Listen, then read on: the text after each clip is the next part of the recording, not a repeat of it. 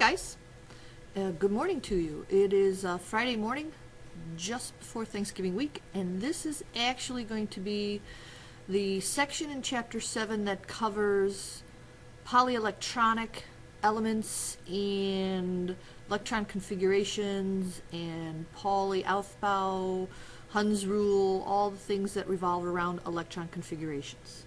This is also material you had first year chemistry, so again, this is going to be a quick review on electron configurations and how to write them.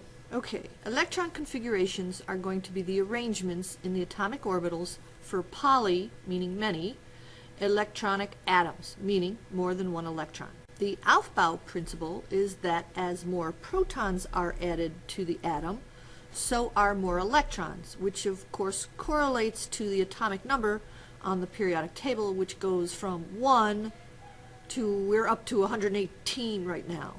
Each one of those electrons will have a different set of the principal quantum numbers, the 4, N, L, M sub L, M sub S. Pauli exclusion principle states that no two electron addresses are the same, which I just stated.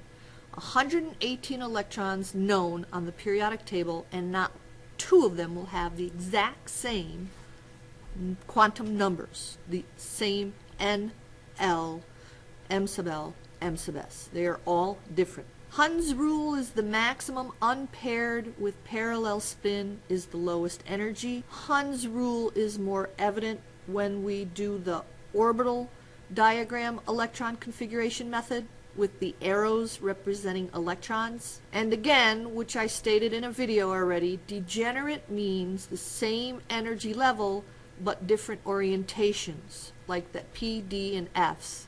So for example, if you're looking at 2px, 2py, and 2pz, they're all the same energy, but this guy is on the x-axis, this guy is on the y-axis, and this guy is on the z-axis. And don't forget, just a little review, correlates to -1, 0, and +1. These are M sub L's. And the M sub L's are the orientation in space, or the axes it lies on. M sub L has alphabetic and numeric designation, but we go with numeric because alphabetic gets really ugly when you start getting into the D's and the F's. There are three types of electron configuration. Electron configuration, this is the longhand one. Abbreviated or noble gas shortcut is the shorter version. Please note previous noble gas, which we will get into. Orbital diagrams with boxes and arrows. The boxes represent the orbitals and the arrows represent the electrons. And again, you had this first year, so it is a review. On the periodic table, usually the periodic table is used to write out electron configurations. It starts getting a little dodgy in the bottom half of the periodic table because the D's and the F's are so close in energy, but for the most part it's like a board game with hydrogen always being the start, and you just follow the board game. They build up given the position on the periodic table row by row, and you're going across. Elements in the same column will have the same outer shell electron configuration, which is also known as the valence shell electron configuration. So everybody in family number 1, including hydrogen, everybody in family number 2, family number 3,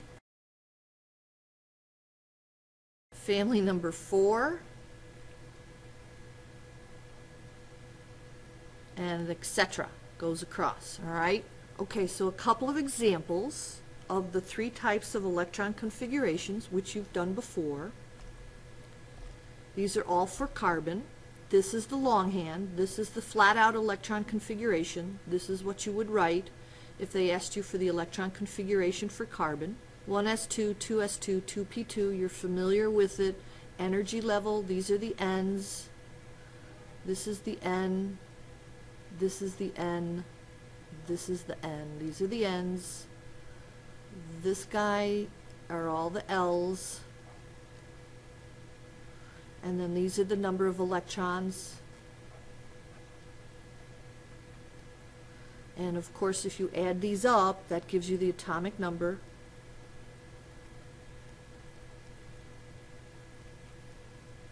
All right. And they sit in the lowest energy first until it gets filled up, and then they fill up the next energy and the next energy, etc. This is the abbreviated electron configuration. You use the previous noble gas. And the previous noble gas, the one in front of carbon, is helium. And helium, of course, has 2 electrons. So the 2 electrons, the first 2 electrons, are indicated by the helium. So 2, 4, 6. So again, you still add them up and you get the atomic number. But it's just kind of a shortcut to get to carbon. And finally, you have the orbital diagrams. The orbitals are represented by boxes, which is a good thing because I'd sure hate to go through life having to draw these guys. The boxes represent the orbitals, which is a good thing because I'd hate to have to go through every orbital diagram drawing these guys. The orbitals are represented by the m sub l, so when L is equal to S, m sub l is 0. When L is equal to S, m sub l is 0. When L is equal to P, m sub l is -1, 0, and +1, which correlates to the px, py, pz. So the boxes are the representation of the orbitals that the electrons are in. This is where the Hund's rule comes into play. Hund's rule states electrons will spread out with parallel spins before they start partnering up. And the Aufbau rule states you fill the lowest energy level first. So electron number 1, which is going to be represented with an up arrow, will fill the lowest energy orbital first. So there's the first electron of carbon. Notice it's an up arrow. That means the spin is clockwise and it's +1/2. The next electron will fill up this orbital first. So the next electron is a down arrow with a -1/2 for its spin, which is counterclockwise. Lowest energy, opposite spin. Electron number 3 will fill the 2s, because of course 1s is now full. You can only put 2 in there max, 2 in any orbital max. So electron number 3 must go to the next level. Electron number 4 will have an opposite spin, because of course same spin, they'd start repelling each other. So there's the first 4 electrons of carbon. So electron number 5 is going to fill one of these 3 degenerate orbitals. Well, we've deemed it to fill -1 first. That's what we've decided in class. But in all reality, you could put it in any one of these 3. So we've ordered it to be from left to right, from -L to +L, so that 5th electron will go here. All right, clockwise spin, that's a +1/2. And according to Hund's rule, the next electron will spread out, and the next one will go into that degenerate orbital, which we've deemed to be 0. And there's only 2, so this guy you have to draw even though he's empty. And remember, P has 3 orbitals, so 3 boxes. D has 5 orbitals, so 5 boxes. And F will have 7 boxes because there are 7 orbitals. So make sure you draw all the boxes even though one of them is empty. That far right one will be empty. Draw them anyway. Mr. Margentina used circles. Please use boxes for me. Make sure the boxes are labeled. You will notice the box represents the orbital, but I have a label on it. I have a label on it. I have a label on it. You will notice, however, that my superscript here is not here. That's redundant. The arrows are the electrons. So the arrows represent the electrons. You don't need the superscript. That's redundant. Please don't do that. Valence electrons are electrons in the outermost principal quantum level. The outermost principal quantum level. N, the largest N. So carbon has 4 valence electrons. The valence electrons will usually correspond to the family number for groups 1A through 8A on the periodic table. That is your families that start with lithium, beryllium, boron, carbon, nitrogen, oxygen, fluorine, and helium, with the exception, of course, helium only has 2 and hydrogen only has 1. So they are usually exceptions to the rules. The transition metals and the lanthanide actinides, the valence electrons will not correspond to the family number. So here's an example of selenium and bismuth for valence electrons. Notice I wrote it in the noble gas shortcut, or noble gas electron configuration. For selenium, the previous noble gas is argon, so it goes in brackets. From argon, I continue to do the electron configuration the longhand. For bismuth, the previous noble gas is xenon, and I do the electron configuration longhand from there. A couple of things to note. The principal quantum level, meaning N, the largest N for selenium is the 4. There are 2 electrons in the 4s and 4 in the 4p. Those are your valence electrons. Not this guy. For bismuth, the N, largest N, is 6.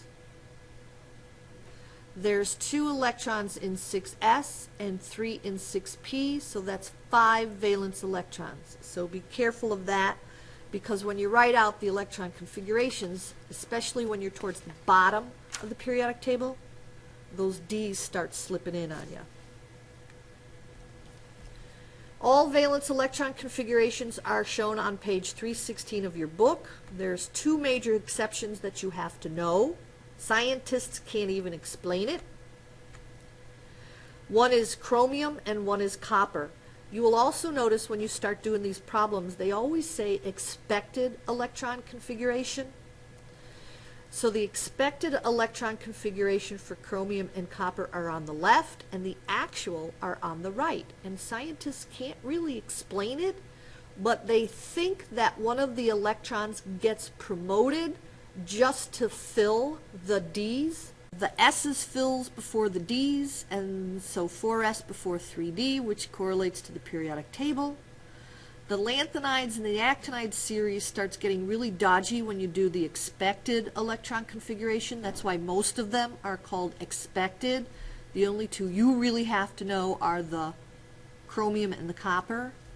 They're called expected because when you start getting down to the bottom of the periodic table, that FD is so close, sometimes they're in the D and sometimes they're in the F. And if you look on page 316, you'll see what I mean. This is a tool that you can recreate, which also will help you in order of fill. And you follow the arrows. So for example, 1s fills first, 2 electrons in there. 2s is next, 2 electrons in there. 2p is next, 6 electrons, and then 3s, that's 2 electrons. Then you follow the arrows to 3p and 4s, and so on. Notice when you start getting down into the bottom of the periodic table, your 4f technically fills before the 5d, before the 6p, and the 7s. This is very recreatable on a piece of paper because you just line them up, you put arrows through them all. For the elements that I just said, the representative elements or the main group, that's the lithium, beryllium, boron, carbon, nitrogen, oxygen, fluorine, helium families. The electron configuration is very easy to predict from the table. You follow the table. The transition elements in the 3D and 4D are not too bad, except for the chromium and copper, which I expect you to know, the actual versus the expected. It's when you start getting into that 5D, 6D lanthanide actinide series that it gets a little dicey due to the close proximity of the D and the F energy levels. Sometimes they'll be in the D, sometimes they'll be in the F. So your expected down towards the bottom of the periodic table might be different from somebody else's expected. So for example, here's the lanthanide and the actinide series. Periodic tables vary. Sometimes the element lanthanum and actinium are actually at the bottom in the F row, so that you actually have 15 boxes in that inner transition row at the very bottom of the periodic table. So be careful of that. So if you're looking at this, look it over for a little bit. Notice that the lanthanum, okay, I get it, 5D1, that correlates to my big periodic table in the room. The next guy, okay, went to 4F, that correlates to the periodic table. But notice all of a sudden, for this guy here, the 5D is gone. They're all in 4F3. And it follows the 4Fs with absolutely no reference to the 5Ds, and then bam, this guy, suddenly the 5D is back.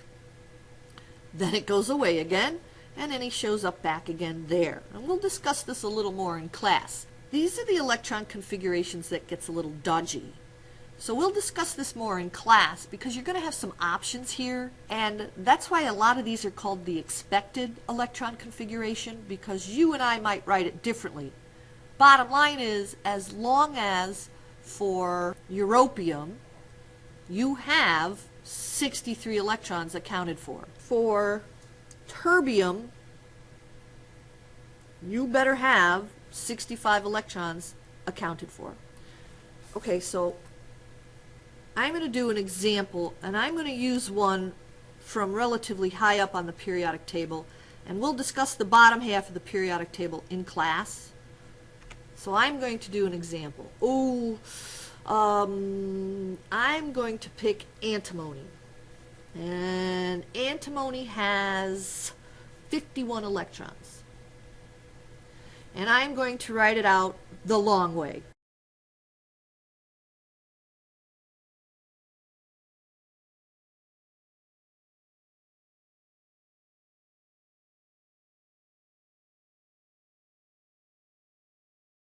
All right, this is the electron configuration long way for antimony. If I add up all the superscripts, the electrons, I should get 51 electrons. In terms of valence electrons, in the highest principal quantum number, which is 5, that's n, the largest n, I've got 2 in the 5s, 3 in the 5p, that's 5 valence electrons. This is listed in order of fill for shortcut method.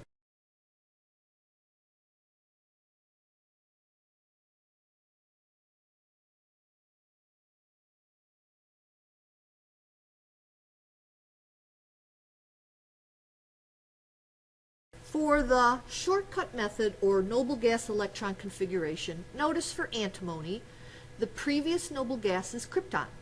Goes in brackets. That represents the first 36 electrons, and then you continue the journey on foot. So 5s2, 4d10, 5,3p, notice that these three are exactly the same as the tail end of my long version. Also, what I want you to realize is a lot of times in the books they put it in increasing order. You will notice that this is rearranged slightly for increasing n.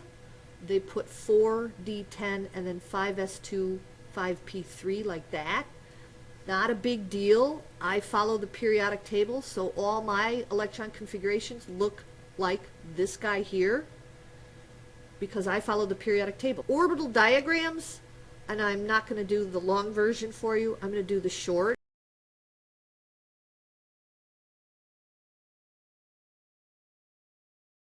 Alright, for orbital diagrams, when L is S, M sub L is 0. When L is D, that correlates to L being equal to 2. That correlates to M sub L being equal to -2, -1, 0, 1, and 2, plus 1, plus 2. When L is equal to P, that correlates to L being equal to 1 also, -1, 0, and +1. This whole group here, the 4D, every one of these orbitals is degenerate with each other. This whole group here, every one of these orbitals are degenerate with each other, but they're not degenerate to the other set of orbitals. Make sure you understand that. This is the 4th energy level here, these 5. This is the 5th energy level. They're degenerate to each other, not to another level. So in terms of the last couple of electrons, so that 37th electron will go here, arrow up, clockwise spin. 38th electron, down, counterclockwise. There's, now watch, 39th, 40th, 41st, 42nd, 43rd, that's how they fill, again, spread out. 44th electron, 45th electron, 46th electron, 47th electron, 48th electron. This is going to be the 49th electron right here. Once this gets filled up, then it goes to the next energy level. And it's a clockwise spin, up arrow. There's the 49th electron, here's the 50th, and then here's the 51st electron. Hund's rule says a maximum unpaired parallel spin will be the lowest energy. So if they can spread out, they will. But they have to follow the other rules. Aufbau says that the lower energy must fill first. So once this lowest energy is filled with the maximum number of electrons, then the next electron must go up to the higher energy. So this is the orbital diagrams. The boxes represent the orbitals. The arrows represent the electrons. We've depicted an up arrow to be a clockwise spin, a down arrow to be a counterclockwise spin. We've depicted up arrows to fill first, then the down arrows to fill second. And we've decided that M sub L will go from -L through 0 to +L. It could just as easily been flipped. But as long as you have 1 box for S, 5 boxes for D, 3 for P, and 7 for F, they're degenerate, and you just fill from left to right. Last quick comment on the electron configurations, the 3 types. If it just says electron configuration, you're writing it out the long, hard way. If it says shortcut, then it's noble gas shortcut.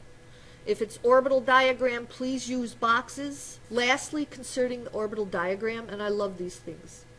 This is 49th, 50th, 51st electron. If you were doing tellurium, that 52nd electron would go right in here with a down spin. This would be the orbital diagram for tellurium. And if you were doing iodine, then this would be. So it's kind of an identification of all the elements on the periodic table. And that's electron configuration.